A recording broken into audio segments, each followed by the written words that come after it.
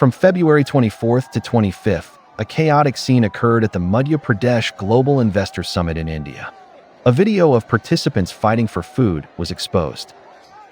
Indian Prime Minister Modi presided over the opening ceremony of the summit. As soon as the food was served, hundreds of people rushed to get free lunch, cut in line and pushed to grab the plates, causing the plates to break and the light signs to be pushed down. Yes, when someone in the comment area suggested that I talk about this event, I was skeptical. So I went to search and verify it, and I found the original version of the video. Because there are always netizens from the Bharat Empire in my comment area accusing me of spreading false information, such as they said that the photos of Indian soldiers being captured in large numbers in the Kalwan Valley conflict were played by Pakistanis, and some said they were forged. Later, I added different photos and video evidence, and they shut up. You are not mistaken, this is the top business summit of the Bharat Empire. Everyone here, the people of the Bharat Empire, can identify whether they are Pakistanis. Or ask the most authoritative experts to identify whether this video is generated by AI. Think about it. Many of these people have already obtained visas to Canada, the United States, and Australia.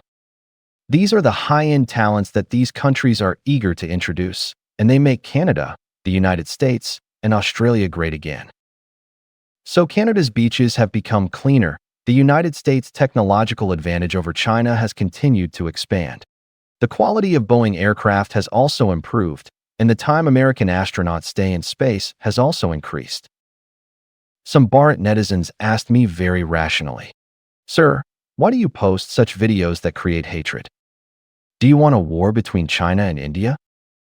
I think before these people ask me, they should ask the Indian media fabricate a lot of fake news to discredit China and boast that India is ahead of China. They even shamelessly say that the Indian army defeated the Chinese army on the border. In the face of such fake news, I posted some real videos and photos to slap the face of the Bharat Empire. Is it wrong?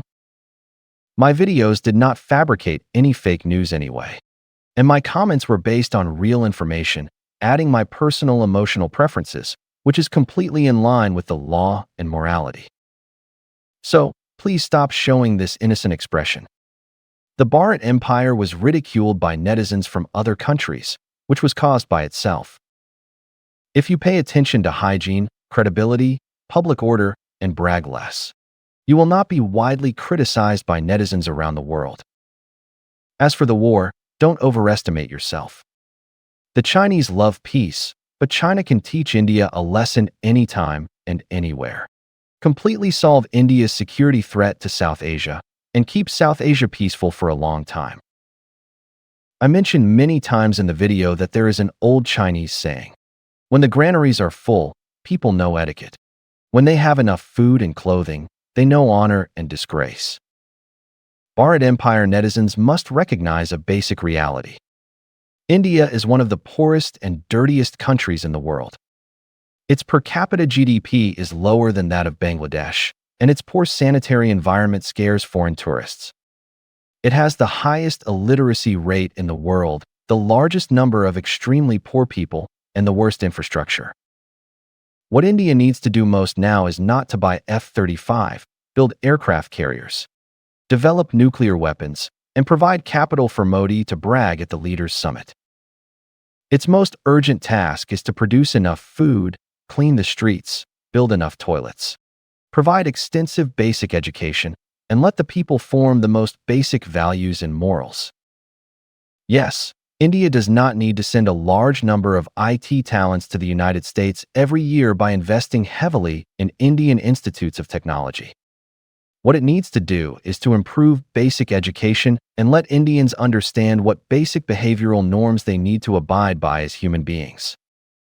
Littering, urinating, and defecating anywhere, gang raping foreign tourists, raping lizards and goats, and defrauding the elderly and the disabled are challenges to basic human morality. These behaviors are unacceptable in all countries in the world and must be corrected immediately. In contrast, lack of national credibility, non-compliance with commercial contracts, love of bragging, and bullying of weak neighbors can be corrected later. Of course, I also saw that there are many comments from netizens in the United States, Australia, Canada, and Europe on my channel. They agree with my exposure of various Indian behaviors of not abiding by public morality and unfair competition by fraud. But they often underestimate the impact of Indian immigrants on Western society. Yes, the people in the video are not low-income groups who don't have food to eat. Many of them are highly educated, high-income, and high-caste people. They participate in the food grabbing purely because of the mentality of taking advantage. As long as they can get something for nothing, they will be very excited. Maybe they are not hungry, or maybe they didn't intend to grab food. But when they see that others may get free resources before them, their emotional management mechanism fails. This is a very morbid mentality, and it is not an isolated phenomenon in India. You can see that the Indian media always likes to compare with China, and they are full of jealousy of China. If possible, they will curse China to collapse in all languages, such as social unrest, or be defeated by the United States.